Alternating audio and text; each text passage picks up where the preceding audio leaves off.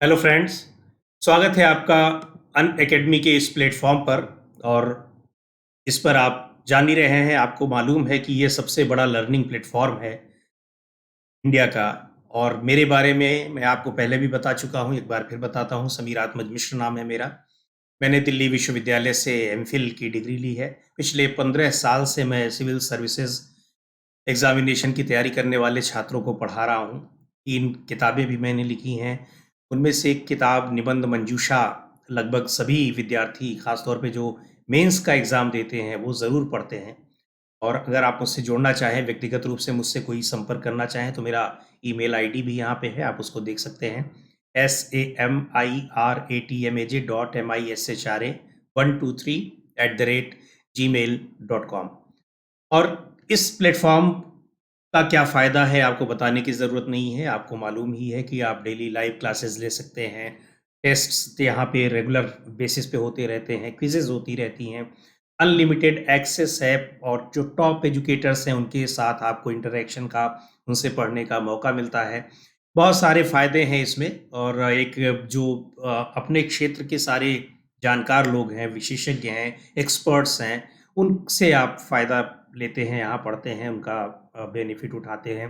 तमाम तरह के कोर्सेज़ हैं, प्रिलिमिनरी के ढेर सारे मॉड्यूल्स हैं, पीटी कम मेंस के मॉड्यूल्स हैं।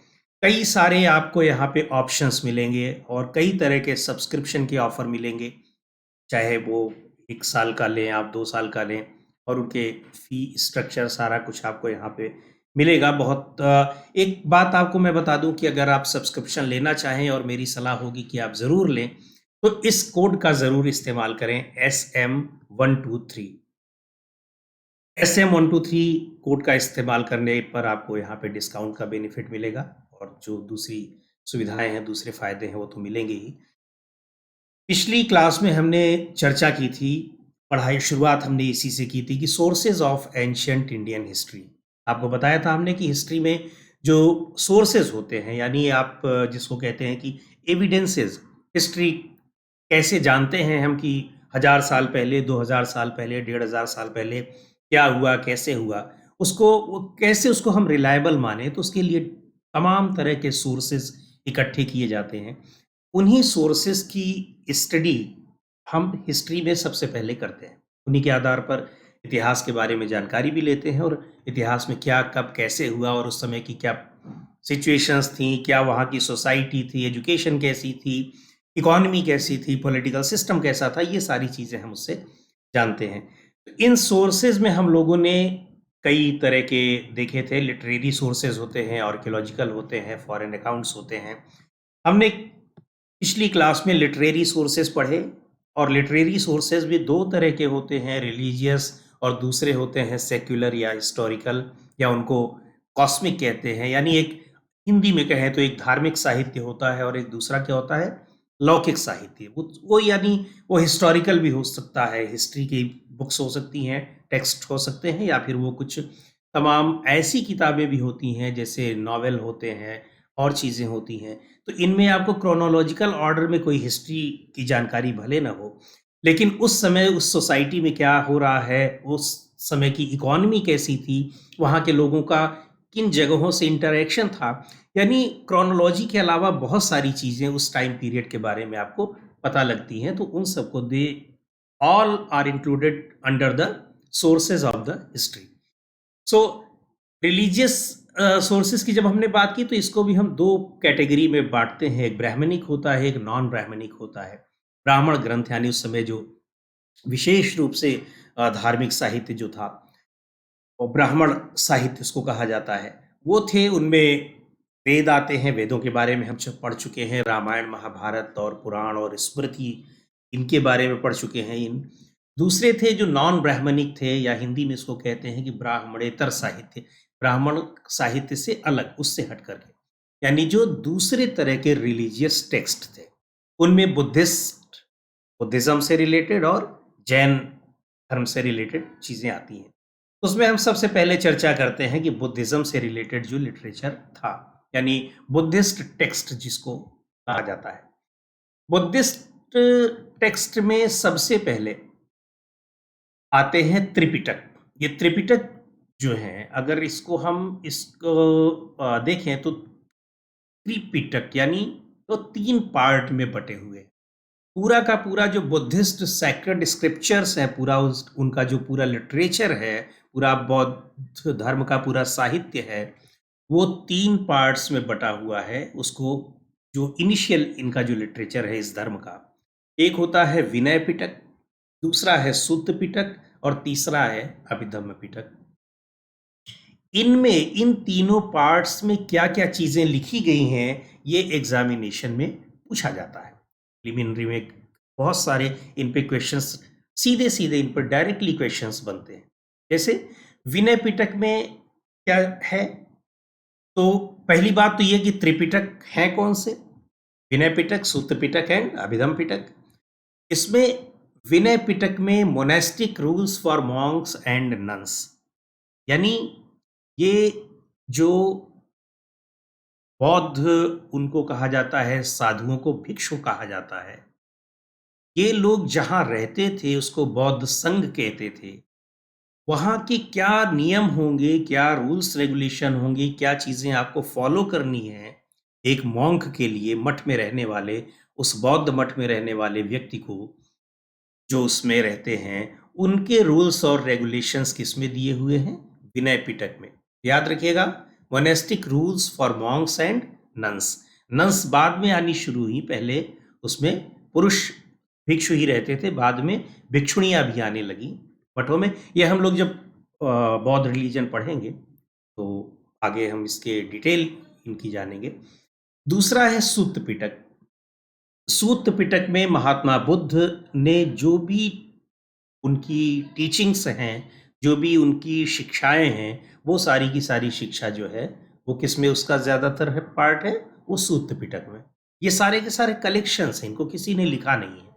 ये आ, लंबे टाइम से, या उसको सारा सारा कुछ इधर पड़ा हुआ है, कुछ इधर पड़ा हुआ है, उनको एक बना करके और उनको एक कलेक्शन उनका किया गया, ठीक है ना। और तीसरा होता है अभिधम्म पिटक। अभिधम्म पिटक में जो बौद्धिज्म से रिलेटेड जो फिलोसॉफिकल थॉट्स हैं, उनके बारे में इसमें जानकारी दी गई है। अब इनके भी कई सारे पार्ट्स होते हैं, लेकिन हम अभी सबके डिटेल में नहीं जाएंगे, क्योंकि जब हम उस लेसन को, उस टॉपिक को डिटेल में पढ़ेंगे तो फिर वो सारी चीज़ें आएंगी। अभी आप सिर्फ इतना ही जानिए कि इन सारे जो इनके पार्ट्स हैं, विनय पिटक, सूत्र पिटक और अभिधम्म पिटक, इनमें क्या क्या लिखा हुआ है। और माना ये जाता है कि 1st सेंचुरी BC में ये सारे के सारे कंपाइल हुए होंगे। लैंग्वेज इनकी क्या है, हमने जब आपसे चर्चा की थी कि वैदिक लिटरेचर जो लिखा जा रहा था, उस समय हमने आपको बताया था कि वैदिक लिटरेचर जो था वो किस लैंग्वेज में था, वो वैदिक संस्कृत थी।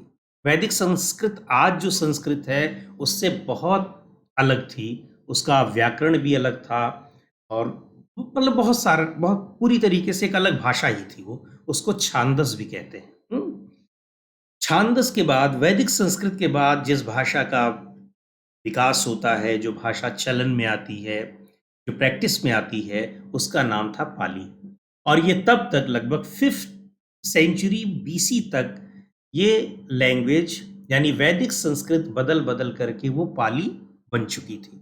ठीक है, ये लिंग्विस्टिक का पार्ट है, लैंग्वेजेस कैसे कैसे चेंज होती जाती हैं, उनके ऊपर जो उनके सराउंडिंग का उस पर क्या इम्पैक्ट होता है, उसके अकॉर्डिंग। तो ये वैदिक संस्कृत अब बदल करके पाली भाषा बन गई थी, और ये सारे के सारे लिटरेचर जो लिखे गए हैं ये पाली भाषा में लिखे गए हैं, ये आपको याद रखना है। बौद्ध लिटरेचर से रिलेटेड जो दूसरे टेक्स्ट्स हैं, दूसरे लिटरेचर हैं, उनमें एक आता है निकाय और दूसरा है जातक। जातक का नाम आपने सुना होगा, जो जातक कथाएं होती हैं। जातक कथाएं दरअसल वो हैं जो कि माना गया कि महात्मा बुद्ध जब इस जन्म में, इससे पहले उन्होंने कई सारे जन्म लिए थे, तो उन जन्मों की जो उनकी कहानियां हैं, stories of former lives of the Buddha, उनको कहा जाता है जातक। तो ये जातक कथाएं हैं बहुत सारी, इनमें उनके पूरा पूर्व जन्म की जो कहानियां हैं वो सारी यहाँ पे कंपाइल्ड है, उनको जातक कहते हैं। और ये एक है निकाय। निकाय में भी जो बौद्ध धर्म के तमाम प्रिंसिपल्स बताए गए हैं कि क्या होना चाहिए, बौद्ध धर्म अपनाने के लिए क्या होना चाहिए, बौद्ध धर्म का पालन करने के लिए आपको किस तरीके का आचार विचार और रहना चाहिए, वो सारी बातें यहाँ पे लिखी गई हैं। किसमें? निकाय में। ये बौद्ध धर्म के बारे में। विनय पिटक में किसके बारे में लिखी गई है? बौद्ध मठों के बारे में। और किसके लिए लिखी गई हैं? जो मॉन्क्स हैं, जो बौद्ध भिक्षु हैं, उनके बारे में वहाँ रूल्स और रेगुलेशंस दिए हैं। ये रूल्स रेगुलेशन नहीं है, ये प्रिंसिपल्स हैं कि बुद्धिज्म क्या है, कैसे कोई बुद्ध बन सकता है, वो सारी चीज़ें इसमें लिखी गई हैं। एक और इनका बड़ा इम्पोर्टेंस, हिस्टोरिकल इम्पोर्टेंस है दीपवंश और महावंश का। ये दीपवंश जो है, ये कोई द्वीप है, किसी द्वीप के राजा की कहानी है और उसकी कहानी यहाँ पे है। महावंश भी है, इसमें मौर्यन एम्पायर की भी बात है और दूसरे कुछ राजाओं की भी, दूसरे कुछ शासकों की भी, दूसरे राजवंशों की कहानियां हैं। तो ये इसका इम्पोर्टेंस जो है दीपवंश और महावंश का, इसका पॉलिटिकल इम्पोर्टेंस भी है। अभी बुद्धिज्म से रिलेटेड जो बुक्स हैं, जो टेक्स्ट हैं, जो लिटरेचर है, वो किस में हम पढ़ रहे हैं? चाहे वो त्रिपिटक है, विनय पिटक है, निकाय है, दीपवंश है, महावंश है, ये सारे के सारे पाली लैंग्वेज में हैं। पाली के बाद कुछ बाद में प्राकृत में भी लिखे गए। उसके बाद संस्कृत जब आती है, यानी संस्कृत को आते आते लगभग वो 1st सेंचुरी एडी तक या 1st सेंचुरी बीसी के आसपास तक संस्कृत अपने फॉर्म में आ जाती है और तब संस्कृत में चीजें लिखी जाती हैं, यानी वो लिटरेचर की भाषा बन जाती है, लिटरेचर की लैंग्वेज बन जाती है। तब तक उसमें संस्कृत भाषा में भी बुद्धिज्म से रिलेटेड कई किताबें लिखी गई, उनका जिक्र भी हम करते हैं और उनमें भी वही सारे हिस्टोरिकल एविडेंसेस मिलते हैं।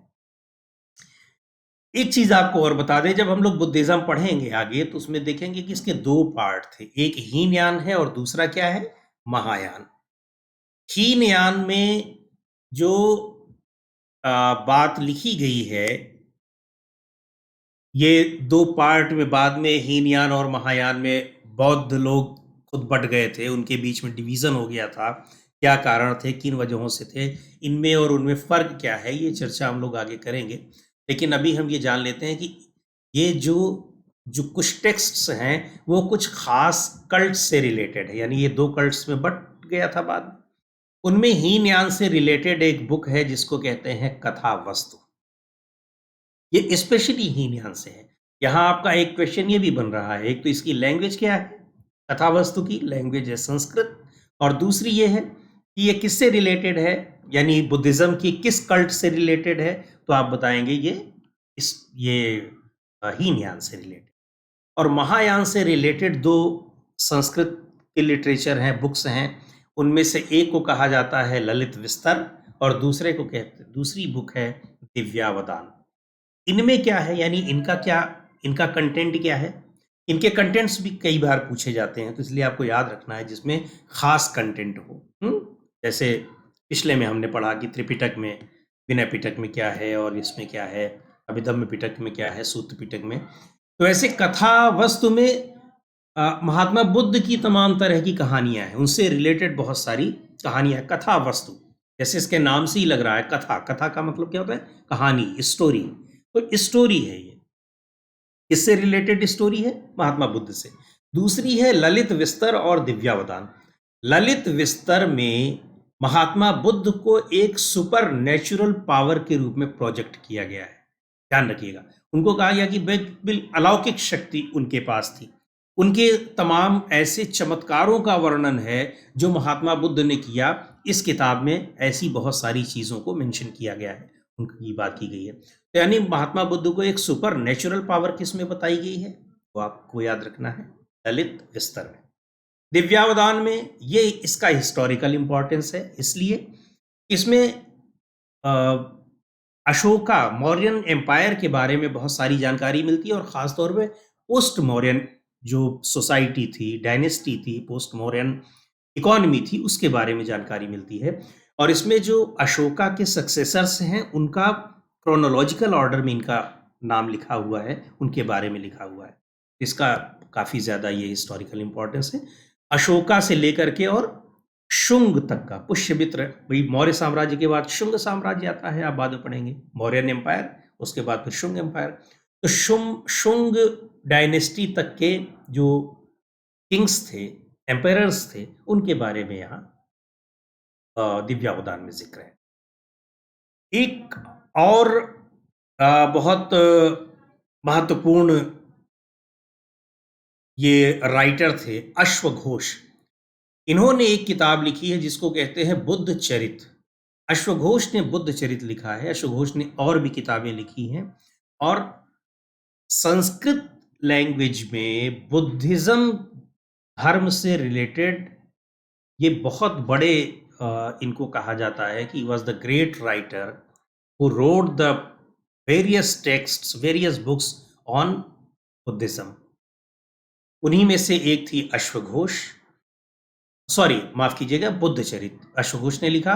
और ये अश्वघोष का जो टाइम पीरियड था वो कनिष्क के समय में, यहाँ पे जब कनिष्क का शासन था इंडिया में, उस वक्त थे। बुद्धिज्म से रिलेटेड टेक्स्ट के बाद अगला नंबर आता है ये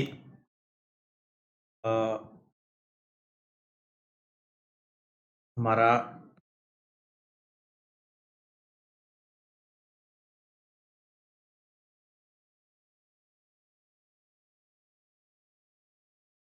जैन टेक्स्ट, जैन धर्म से रिलेटेड कुछ बुक्स हैं। ये हैं तो बेसिकली ये भी रिलीजियस बुक्स, लेकिन ठीक उसी तरीके से इनमें भी कुछ हिस्टोरिकल एलिमेंट्स हैं जिनकी चर्चा हम लोग करते हैं, जिनको हम पढ़ते हैं। उनमें एक है कल्पसूत्र।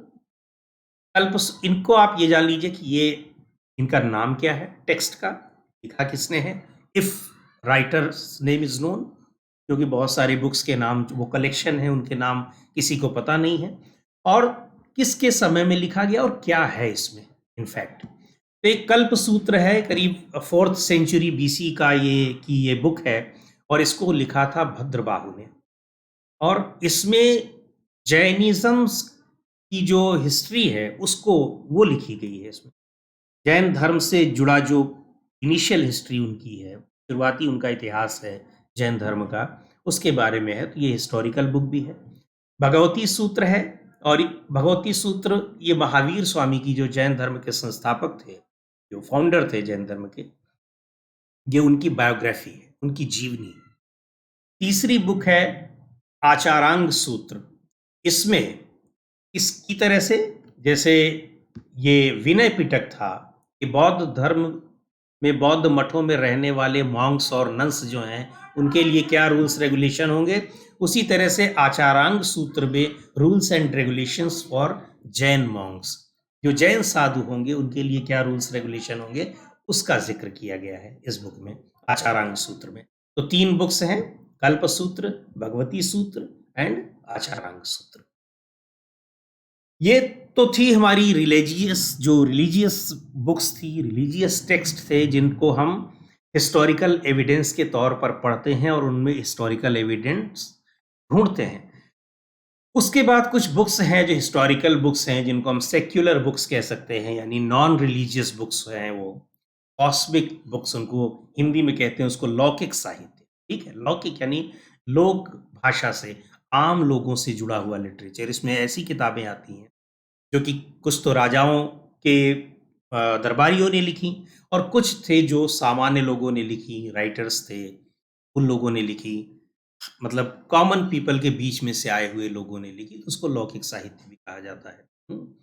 क्योंकि आप देखेंगे कि इतिहास लिखने की परंपरा जो हमारे यहाँ ट्रेडिशन है वो बहुत देर में आती है, लेकिन दूसरी कंट्रीज में ये बहुत पहले से थी। अभी जब हम फॉरेनर्स के कुछ अकाउंट्स पढ़ेंगे तो हम देखेंगे कि हमसे पहले उन्होंने बहुत सारी बातें भारत के बारे में बताई, इंडिया के बारे में बताई, तो बाद में हमारे यहाँ हम इन सारी चीज़ों में उन चीज़ों को ढूंढते हैं। ठीक है, तो एक जो क्रोनोलॉजी के हिसाब से, जीनियोलॉजी के हिसाब से हिस्ट्री लिखी जाती है, उसकी ट्रेडिशन हमारे यहाँ काफ़ी देर में आई, शुरुआत हुई। सेक्युलर जो हिस्टोरिकल एविडेंसेस हैं उनमें बहुत महत्व है, सबसे ज़्यादा इम्पॉर्टेंट है अर्थशास्त्र। ज़रूर आप जानते होंगे इसके बारे में। अर्थशास्त्र को किसने लिखा था? कौटिल्य ने लिखा था। चंद्रगुप्त मौर्य के दरबार में थे, ये उनके मंत्री थे, आपको मालूम ही है। इनका एक नाम चाणक्य भी है और एक नाम इनका विष्णुगुप्त भी। ये तीनों नाम इनके हैं, ये आप याद रखिएगा। और ये जो है इसका नाम अर्थशास्त्र है, ऐसे लगता है कि इकोनॉमिक्स की बुक होगी ये, लेकिन ये इकोनॉमिक्स की बुक नहीं है। इकोनॉमी के बारे में भी है इस बुक में, लेकिन basically this book is related with political system और political organisation in the Mauryan period. तो केवल मौर्यन पीरियड के बारे में नहीं, इन्होंने पूरा ये बताया है कि एक जो स्टेट है उसका क्या कॉन्सेप्ट होना चाहिए, उसका सर्वाइवल कैसे होना चाहिए, सर्वाइवल के तरीके कैसे हैं, टैक्सेशन कैसे होना चाहिए, इस तरह की बातें इस अर्थशास्त्र में लिखी गई हैं। राजा को कैसा होना चाहिए, राजा को किस तरह से अपने जो एडवाइजर्स हैं उनको अपॉइंट करना चाहिए, राजा को कैसे अपना रेवेन्यू जनरेशन करना चाहिए, रेवेन्यू को कैसे बढ़ाना चाहिए, बहुत सारी बातें जो हैं वो अर्थशास्त्र में। ये इसका बहुत इम्पोर्टेंस पॉलिटिकल इम्पोर्टेंस भी है और हिस्टोरिकल इम्पोर्टेंस है कि उस समय का जो मौर्यन पीरियड में और मौर्यन से पहले का जितना इन्होंने पढ़ रखा था, उस समय की सोसाइटी, इकोनॉमी, इन सब चीज़ों के बारे में बहुत बड़ी जानकारी जो है वो अर्थशास्त्र से हमको मिलती है। अर्थशास्त्र की ही तरह 600-700 साल, 800 साल बाद 66th सेंचुरी एडी में एक और किताब लिखी गई जिसको कहते हैं नीति सार, और इसको लिखा था कामंदक ने। ये नाम याद रखे रहिएगा, ये कई बार पूछा गया है एग्जामिनेशन में, कई यूपीएससी में पूछा गया है, स्टेट पीसीएस में पूछा गया है, तो आपको याद रहना चाहिए ये नीति सार। और नीति सार का भी कंटेंट क्या है, किस विषय पर लिखी गई है, वो भी इसी के पे लिखी गई है, history and political structure of the other empires, not only Mauryan. Mauryan पे तो अर्थशास्त्र लिखा गया है, लेकिन नीति सार जो है वो एक कॉमन बुक है उस पॉलिटिकल स्ट्रक्चर पर, स्टेट्स का पॉलिटिकल स्ट्रक्चर कैसा होना चाहिए। ओके, एक दूसरी किताब है और बुक है जिसको कहते हैं मुद्रा राक्षस।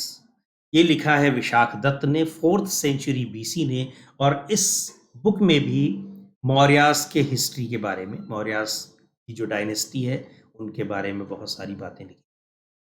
अब जो अभी हम चर्चा कर रहे थे कि हमारे यहाँ बहुत देर बाद एक प्रॉपर वे में हिस्ट्री कैसे लिखी जाती है वो आई है, तो वो हमारे यहाँ करीब आई है 12वीं शताब्दी में, 12th सेंचुरी एडी में आई है। और उस पहली किताब है जिसको हमारे यहाँ कहते हैं कि this is the first book on history based on the chronology of rulers. इसमें एक लंबे समय का इतिहास है और 1151 एडी तक का पूरा इतिहास कश्मीर का इस किताब में है। तो पहली किताब भारत में जो इतिहास की मानी जाती है वो क्या मानी जाती है, उसको कहते हैं राज तरंगिणी। और इसको लिखा किसने था, कल्हण ने लिखा था। ऑब्वियस है उस समय संस्कृत भाषा रही होगी तो संस्कृत भाषा में ही लिखा था। नेक्स्ट एक और लिटरेचर है, ग्रामर बुक है, अष्टाध्यायी उसको कहते हैं, पाणिनि ने लिखा था। पाणिनि 5th-6th सेंचुरी बीसी के आसपास के थे, और ये बहुत, जो संस्कृत पढ़ते हैं उनको मालूम होगा कि संस्कृत के ग्रामर की ये कहा जाता है कि ये प्रिकर्जर है, वो सबसे पुरानी किताब संस्कृत के व्याकरण की इसको माना जाता है। उसके बाद एक और भी बुक है गार्गी संहिता कहते हैं। ये सारी बुक्स आपसे पूछी जाती हैं प्रिलिमिनरी एग्जामिनेशन में, तो आप इसको याद रखे रहिएगा। और इनका इंपॉर्टेंस मेंस में भी इसलिए होता है कि आप इन बुक्स का जब हिस्ट्री के कॉन्सेप्ट के बारे में या फिर उसके सोर्सेज के बारे में आता है तो आप रेफरेंस के लिए इनका इस्तेमाल कर सकते हैं। गार्गी संहिता जो है वो बेसिकली एस्ट्रोलॉजी की किताब है, संस्कृत में ही लिखी गई है, लेकिन इस किताब में भारत में ग्रीक इन्वेजन के बारे में काफ़ी कुछ मिलता है। यानी 1st सेंचुरी बीसी के आसपास या और भी पहले ग्रीक इन्वेजन, जो ग्रीक आक्रमण हुए हैं हमारे यहाँ, उनके बारे में काफ़ी जानकारी इस बुक से मिलती है। पतंजलि थे बहुत बड़े संस्कृत के विद्वान, वो पतंजलि नहीं जिनकी कंपनी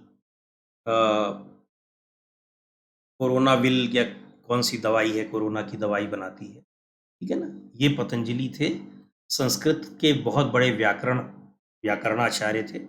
इन्होंने महाभाष्य लिखा है और ये पुष्यमित्र शुंग के समय के थे, उनके कंटेम्परेरी थे और उनके राज्य में ये रहते भी थे, पुरोहित थे, ऐसा संस्कृत के उस समय के जो इतिहास के टेक्स्ट हैं उनमें मिलता है। उसके बाद एक और पुष्यमित्र शुंग के कंटेम्परेरी राइटर रहे हैं कालिदास। कालिदास ने तो बहुत कुछ लिखा है, संस्कृत में उनकी बहुत सी किताबें हैं, उनमें हिस्टोरिकल फैक्ट्स भी हैं, मालविकाग्निमित्र, ठीक है, वो भी उसमें शुंग पीरियड के बारे में है और उससे पहले के भी इतिहास के बारे में। तो उनकी कई किताबों में सोशल स्ट्रक्चर, इकोनॉमिक, पॉलिटिक्स और सारी चीज़ें भी मिलती हैं। दूसरे राजाओं की क्रोनोलॉजी भी मिलती है और राजाओं के बारे में भी पता लगता है, उनके व्यक्तिगत, उनके बारे में, पर्सनल उनके। नेक्स्ट सोर्सेज में हमारा आता है फॉरेनर्स अकाउंट्स। तमाम अलग अलग टाइम पीरियड में बहुत से आते रहे, विदेशी यात्री आते रहे, फॉरेनर्स आते रहे, उन्होंने भी कुछ लिख छोड़ा है और काफ़ी अपना टेक्स्ट लिटरेचर छोड़ करके गए हैं, लिखा है उन्होंने। उनके अकाउंट्स के आधार पर, हालांकि उनके देखने समझने का तरीका अपने ढंग का रहा होगा, लेकिन उन्होंने जो देखा उन्होंने ईमानदारी से लिखा होगा, क्योंकि उनको जो दिख रहा था और राजाओं से बारे में, यहाँ की सोसाइटी, यहाँ की और चीज़ों के बारे में उन्होंने लिखा हुआ है। तो इन फॉरेनर्स के अकाउंट्स को हम 3 पार्ट्स में डिवाइड कर देते हैं। एक है ग्रीक रोमन, दूसरे चाइनीज जो राइटर्स हैं और तीसरे अरब से, अरब कंट्रीज से जो राइटर्स आए हुए थे। ग्रीक रोमन की बात करें, जो यानी जो यूनान के रहने वाले थे, यूनानी लेखक, यूनानी यात्री तो बहुत आए हमारे यहाँ। सबसे बड़ा जो ग्रीक एक अटैक भारत पर हुआ था वो अलेक्जेंडर का हुआ था, इसको सिकंदर कहते हैं हम लोग। तो ये जो ग्रीक रोमन राइटर्स हैं, इनको भी हम 3 पार्ट्स में डिवाइड कर देते हैं। कुछ ऐसे थे जो सिकंदर के पहले ही आए थे, कुछ सिकंदर के वो कंटेम्परेरी थे, वो यहाँ रह भी गए। यहाँ के राजाओं से जब हम लोग मौर्यन पीरियड पढ़ेंगे तो आप देखेंगे कि यहाँ के राजाओं के साथ उनके एम्बेसडर्स का एक्सचेंज हुआ करता था। यहाँ के दूत, उनके राजाओं के दूत यहाँ होते थे, यहाँ के राजाओं के दूत वहाँ जाया करते थे। ये एक उनकी फॉरेन पॉलिसी इस तरह की थी। तो कुछ अलेक्जेंडर के पहले थे, इनमें टेसियस और हेरोडोटस, ये 2 नाम बड़े इंपॉर्टेंट हैं। हेरोडोटस को फादर ऑफ हिस्ट्री भी कहा जाता है, 5th सेंचुरी बीसी इनका टाइम पीरियड है। तो ये इंपॉर्टेंट चीज़ आप याद रखिएगा। फादर ऑफ हिस्ट्री किसको कहते हैं? हेरोडोटस को। उन्होंने जो कुछ भी अपना अकाउंट दिया है वो सारी चीज़ें एक कई जगहों पे मिलती हैं। उसके बाद अलेक्जेंडर के जो कंटेम्परेरी लोग थे उनमें 3 नाम बहुत इंपॉर्टेंट हैं। एक है नियार्कस, दूसरा है ऑनेसेक्रिटिस और तीसरा है एरिस्टोबुलस। ये 3 हिस्टोरियंस जो थे, इन्होंने भी काफ़ी कुछ लिखा हुआ है और ये सब अलग अलग राजाओं के यहाँ रहे। सिकंदर के समकालीन थे, उसके समय, उस समय जो लोग भी यहाँ पे थे उसके साथ आए और यहाँ पे रहे। इन लोगों ने बहुत जो कुछ भी देखा वो लिखा हुआ है। सिकंदर के बाद भी कई सारे ये आते रहे, ग्रीक और रोमन एम्पायर से लोग, यात्री जो है, ट्रेवलर्स आते रहे। उनमें मेगास्थनीज का नाम बड़ा मशहूर है और मेगास्थनीज भी जो है वो चंद्रगुप्त मौर्य के दरबार में, जो ग्रीक शासक था सेल्यूकस, उसके ये एम्बेसडर थे चंद्रगुप्त मौर्य के राज्य में। इन्होंने एक किताब लिखी है इंडिका और भारत के बारे में बहुत सारी जानकारी, जो जहाँ तक मौर्यन साम्राज्य था वहाँ तक पूरा ट्रेवल किया है मेगास्थनीज ने और वो बहुत सारी जानकारी उसने दी हुई है। डायमेकस थे जो बिंदुसार के समय में थे, डायनेसियस थे और ये अशोक के समय में ये दूत थे। तो इन लोगों ने भी बहुत सारी चीज़ें, बहुत सारे अकाउंट्स अपने छोड़ गए हैं। प्लिनी है एक नाम अक्सर आता है। नेचुरल हिस्ट्री किसने लिखी है? ये भी हिस्ट्री की बुक है और इसके लेखक हैं, इसके राइटर हैं प्लिनी।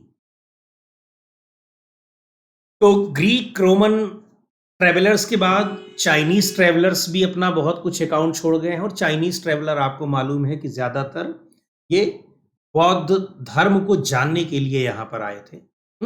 और उसी को जानने समझने के इसलिए आए कि इतना बढ़िया धर्म बनाने वाला व्यक्ति जिसने उसकी शुरुआत की चल करके हम देखें कि उसका देश कैसा है।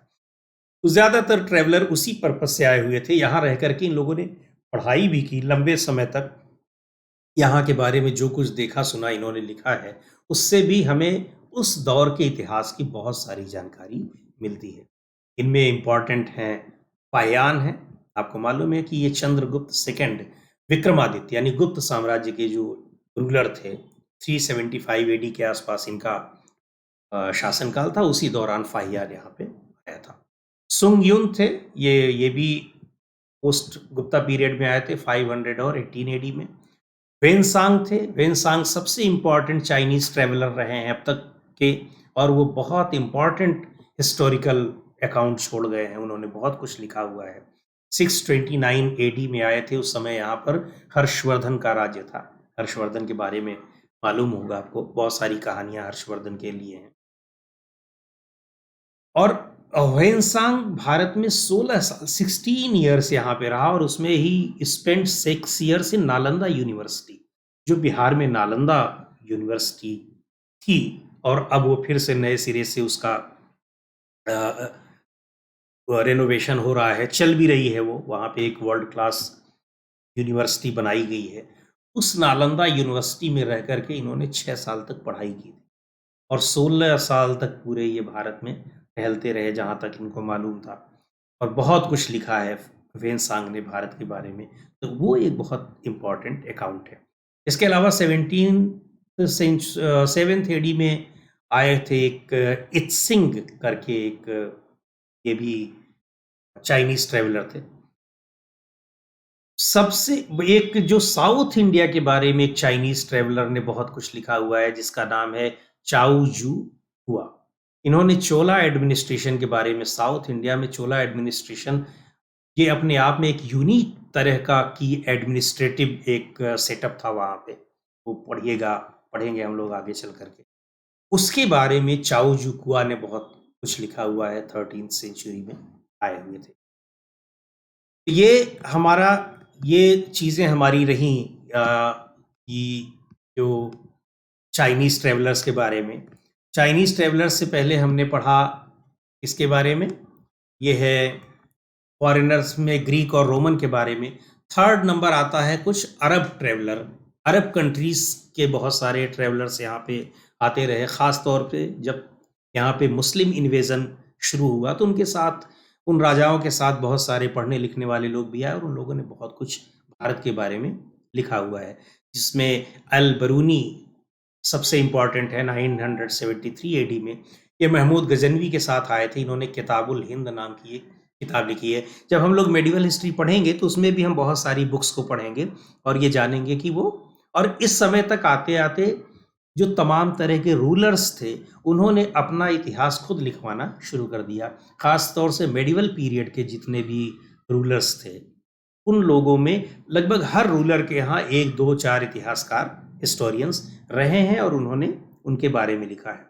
कुछ लोगों ने, जाहिर सी बात है कि जो दरबारी इतिहासकार थे, यानी जो कि उसके यहाँ रह रहे थे, तो उसकी तारीफ ही लिखेंगे, लेकिन तारीफ के अलावा भी बहुत से लोगों ने बहुत कह लीजिए कि अनबायस्ड तरीके से भी लिखा हुआ है। उसको हम लोग उन जो रूलर्स हैं उनके बारे में जब पढ़ेंगे, तो उन बुक्स के बारे में भी पढ़ेंगे। बुक्स को आप अच्छे से याद रखे रहिएगा, ये बुक्स और उनके राइटर्स और किसके समय में लिखा गया है, क्योंकि ये अक्सर पूछा जाता है।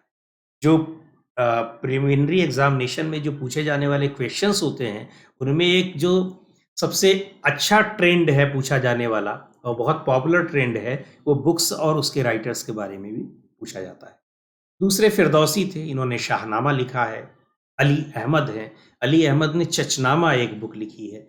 चचनामा में अरबों ने सिंध को, जो बिल्कुल भारत के, इंडिया के आज की स्थिति में हम देखें, जो अब तो पाकिस्तान में वो पार्ट है, जो सिंध वाला भाग है, सबसे पहले उसको जीता था। अरबों ने उसको कैसे जीता, उस जीत की कहानी पूरी चचनामा में लिखी। अरबों पे अरब इन्वेजन ऑन सिंध, ये इस बुक का कंटेंट है।